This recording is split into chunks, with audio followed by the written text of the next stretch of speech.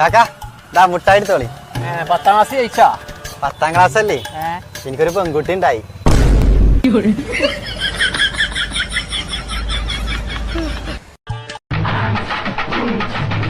டே எங்கடா போற?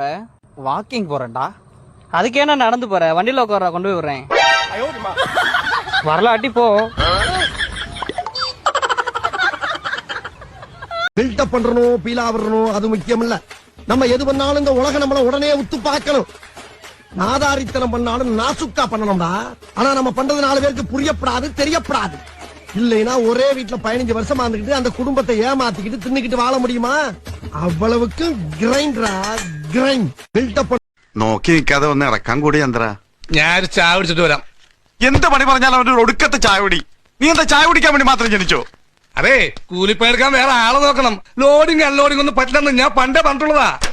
പുറത്ത് വയറിങ്ങിന് പോയാലേ എനിക്ക് പോയിന്റിന് ക്യാഷാ. അന്നാ ഞാൻ തരുന്ന കാശല്ലേ?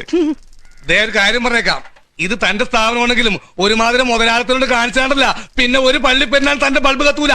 ആഗോളവൽക്കരണത്തിന്റെ കാലഘട്ടത്തിൽ ഒരുമാതിരി പെറ്റിഭൂഷയെ പോലെ താൻ പെരുമാറരുത്. എനിക്കിത്